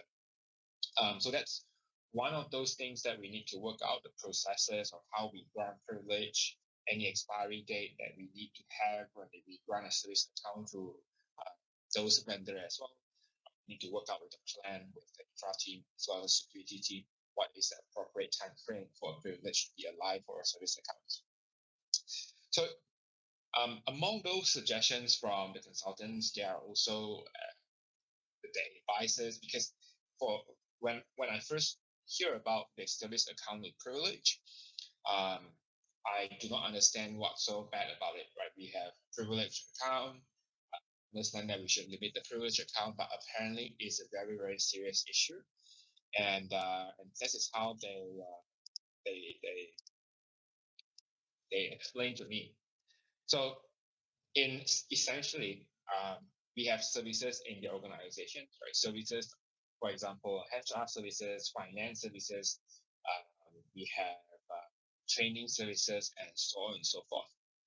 So, what it is, how it's being used is, let's say an employee is planning to access a training website.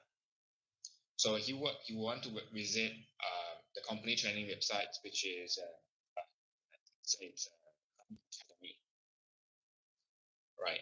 So when it needs to access a bank academy website for training purposes, obviously Bank Academy would like to verify his identity as well as his credentials and whether he should have access to this application. So what he would do is he would go to um, the Active Directory to verify his identity first, and Active Directory will give him or her a service ticket. Right, so that's the service ticket that was granted back to him or her. Apparently, this TGS, this service ticket, is encrypted with a password of the Bank Academy, with a password of a service account. Right, so it's encrypted with the password of a service account. So whenever this password is being passed over and being transacted within the network, this TGS could be retrieved by the attacker and to brute force it. And since it's a privileged service ticket, that service ticket might be compromised when an attacker are able to extract the password from here, bring it offline to be brute forced. And since this is protected by the password of the privileged service account, that TGS is under risk. So in order for us to prevent this in our network, what we wanted to do is to remove that privilege from that service account. And that's apparently the best way to do so. And we have also done a few checks on our network as well. We have about 100, we have about 150 service account with various of privilege, ranging from the most privileged of domain admins to print operator. And we randomly selected, this is an exercise that we did in the CISO or CISO office. We randomly select 2% of them, which is about 5 to 10 accounts randomly, and we go and ask the owners of this account whether those privilege were still needed. And I can tell you 8 out of 10 times those privilege are no longer needed within the service account. And it is a very simple and easy way to reduce the risk in the environment. And we wish to, hopefully the AD admin can help us to work through the rest of the 150 accounts that is being granted privilege in those service accounts. We do recognize that there is a very few instances and account that may still require privilege. So we do have some short-term suggestions and long-term suggestions as well. The long-term one is to migrate them to what we call as the group managed service account, right? So that's the long term, but obviously we will need to do a lot of work around. Some application may not be even supporting them. But on a short term basis, we hope that we can embark on a journey to clean those privileged service account out because they are susceptible to an attack called the Kerber roasting attack, which is right here. Right, so this is susceptible to an attack called the Kerber roasting attack. So that's the second issues that we have identified with the consultants. And the third one that we have and we are facing that problem as well is the universal password stored in the GPO. I'm not sure whether the AD team in the call are aware, but the GPO in Active Directory is actually accessible by everyone in the organizations, regardless whether they have privilege or not. So the GPO here is designed as an open secret. So anyone in the organizations, from the interns to the clerk to the secretary to the CEO, executives, everyone in the organizations have a directory as authentications or username and password can go to the GPO to read the files. And I was quite surprised by that because if I didn't know about that, and apparently none of my teammates in my team are aware of that as well. So we want to make sure that the GPO do not have any secrets, especially passwords that's being kept in the Active Directory. And we did some of the pen tests as well last week, a week ago. That's why we want to put this here and discuss with the AD admin team how we can solve these particular issues. So in the next few, we will be also attaching an Excel spreadsheet to you. It will be sent by John. That would be a list of passwords in GPO that our consultants and Tenable AD team has found during their POV, right? So those passwords are not supposed to be there. Those are reverse password. And I understand that it might not be totally AD admin's responsibility. There are some of those passwords are being kept by the developers when they were developing the training system in Active Directory in the network, and what they just unintentionally keep some of the password hard coded in the GPO without knowing that GPO is actually accessible by anyone in the organization. So Tenable AD team and the consultant from Tenable AD are very kind enough to give us some short-term fix. So they also mentioned that the password explicitly blocked by Microsoft since 2012, Windows 2012, but apparently it doesn't mean that the password created before that would be removed as well. So one of the things that the consultant told us is that even though Microsoft do not allow us to create new passwords in GPO, those passwords that was created before that change implemented will still exist in the environment. So one of the short-term fix is to quickly go through the Excel spreadsheet that we sent over as a report from our Tenable AD POV team and remove them quickly. Okay.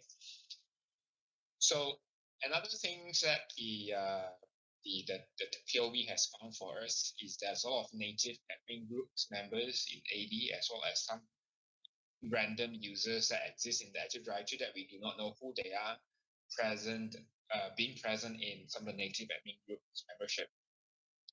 So in my team, we have been working with this for quite a long time, and in my team, we thought domain admins and enterprise admin are some of those things that are highly privileged accounts.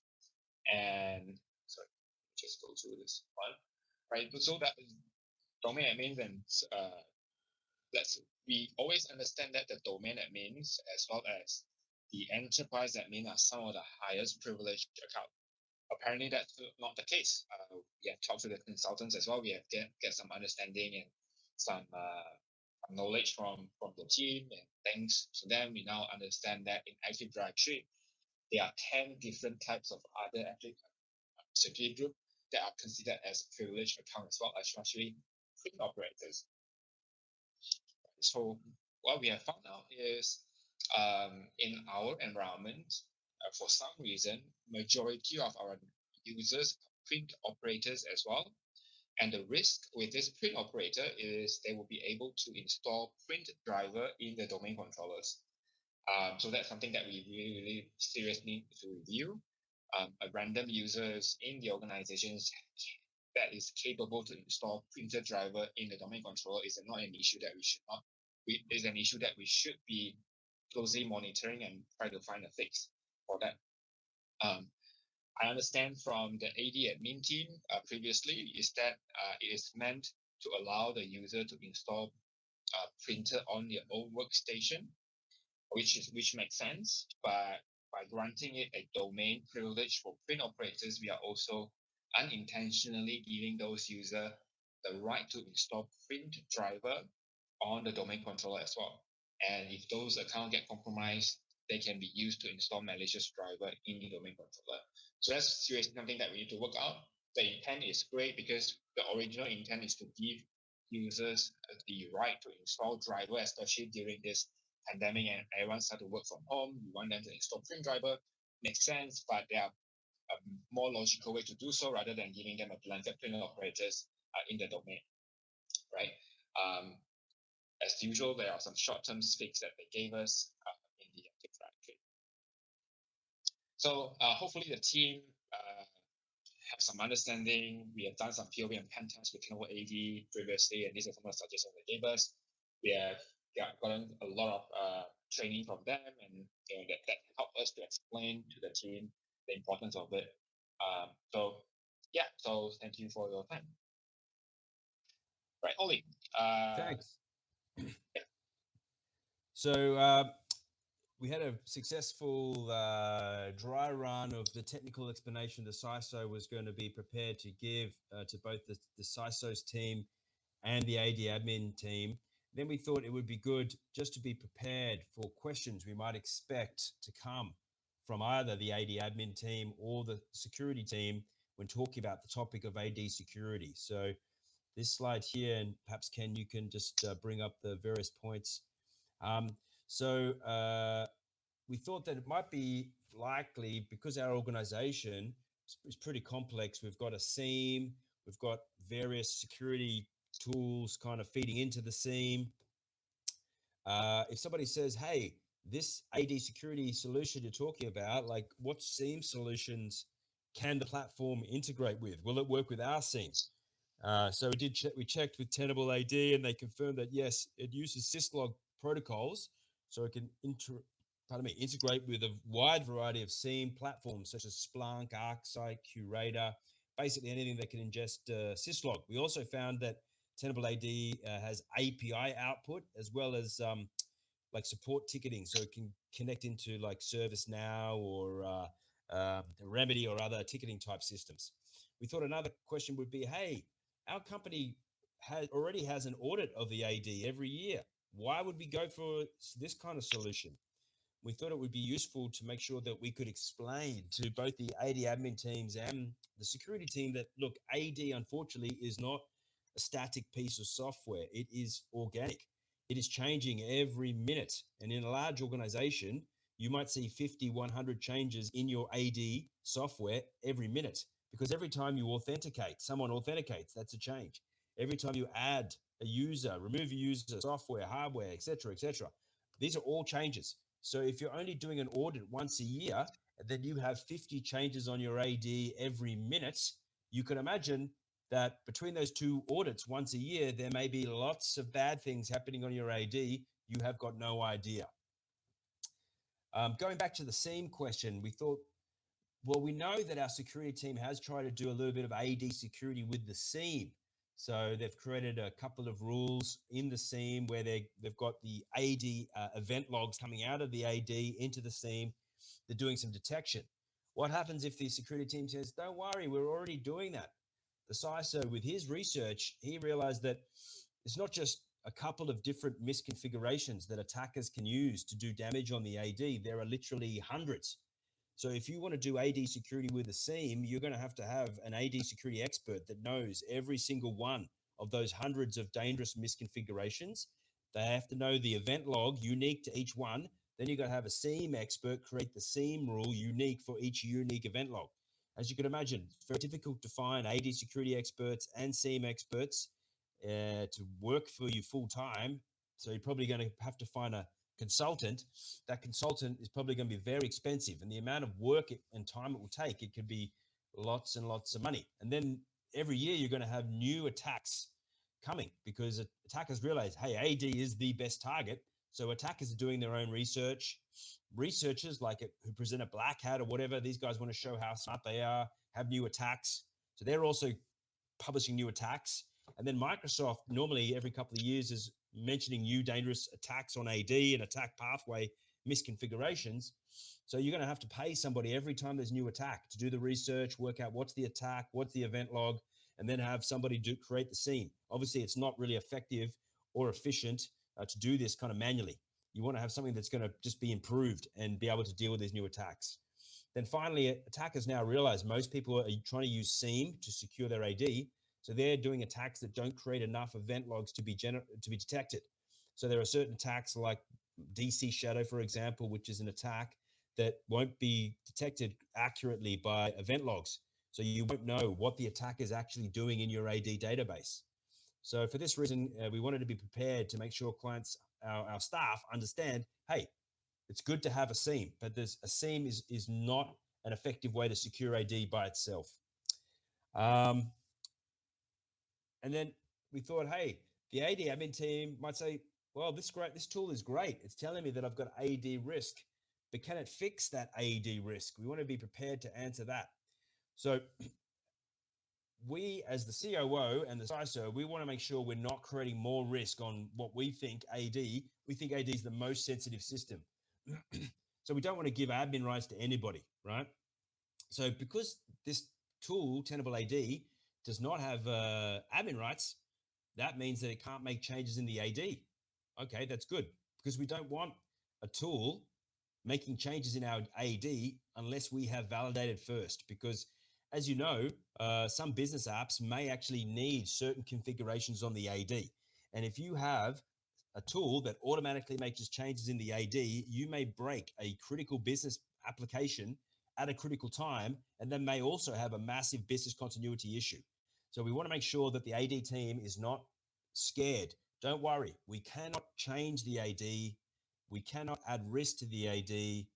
So it does not make changes without you first validating them. Next slide, please, Kenneth. And we thought there might be some pushback as well. So maybe, Kenneth, you could just bring up those pushbacks.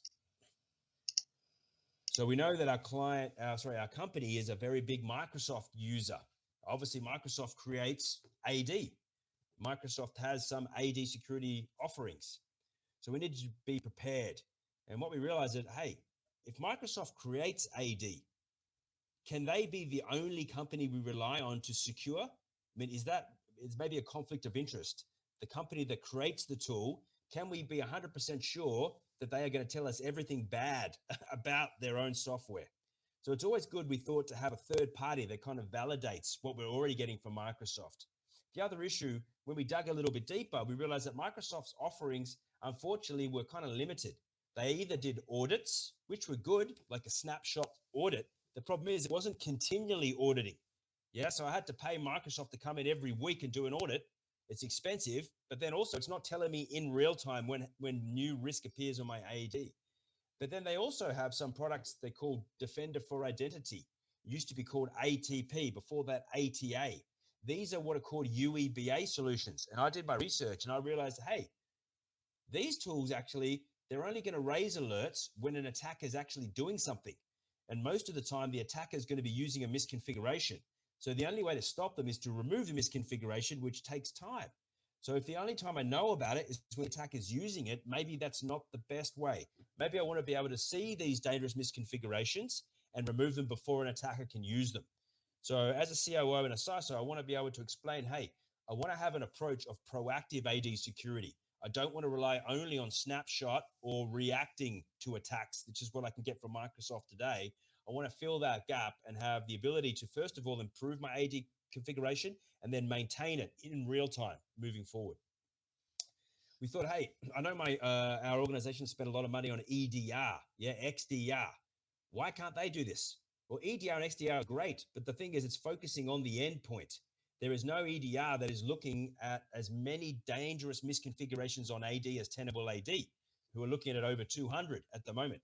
So we wanted to make sure that for that proactive security, we were looking at the tool that's giving us the most visibility into AD. And it can't be limited just to the AD database. AD is complex. It's got to look in the GPOs. It's got to look also into the sysvol and the schema. And we didn't find any other platform or product in the market that did that. And then finally, when I deploy this solution, how can I make sure that, my data is not my sensitive data, my passwords, hashes, whatever are being accessed? Well, because the tool does not need agents, it doesn't need admin rights, it technically cannot access any secret data. So no passwords, hashes, or any sensitive data. Next slide, please, Ken. So we also discussed, as a COO, I need to make sure that I can report regularly because I had to show the board that I'm doing something to, first of all, reduce the chance of AD, ransomware, and then ongoing. Actually, I need to make sure that I could prove that we see new risk for ransomware and I'm removing it, working with the teams. So I had to work with the CISO to create some easy to view reporting on ransomware readiness. So I can show that I've got evidence that I'm doing something to reduce the chance of my organization being taken down by ransomware. Because unfortunately, it might happen, but I want to make sure that I've got the evidence showing that I fixed the AD and that I continually try to keep it fixed so that I can say, hey, it wasn't my fault. I was doing something. Next slide, please. So that's the end of our role play. Hopefully it was interesting.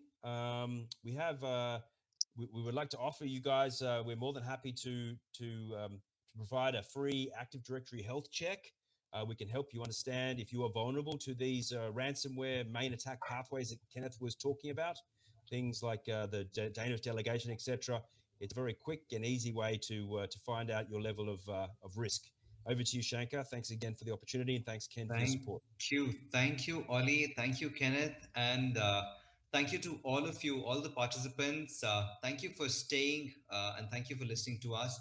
As Ollie mentioned, this is your chance to get, a free Active Directory health check done. Uh, I know, going by the questions, I was a little overwhelmed. So it'll be difficult to kind of give this the complimentary report to each and every one of you. So we'll be very fair. The first 5 customers that sign up, I would work with Ollie and Kenneth, and we would get this customized report sent over to you. So please don't hesitate. Scan that QR code right away, and thank you. And Kenneth and Ollie, thank you so much once again. I just have a thank you slide that I would like to share. So Kenneth, if you could just stop sharing, and gentlemen, thank you once again. I know we're at the top of the hour. I have 2 minutes pending. I just wanted to say a big thank you to all of you. Again, we would love to hear from you, and we would love to be a part of your vulnerability management and Active Directory initiatives. Please reach out to me. My email address is Sareen. That's the first alphabet of my first name, Shankar Sareen at tenable.com. My mobile number is 9811311867. That QR code is still there. Please do scan it, fill up the small form, and we would be in touch with you if you're the lucky one. And we would work with you. We'll have probably a meeting with the subject matter expert, try and understand your organization, and give you a customized AD hardening report. With that, thank you so much. And thanks once again, Kenneth and Ollie. Bye bye. Thank you, everybody. Bye-bye.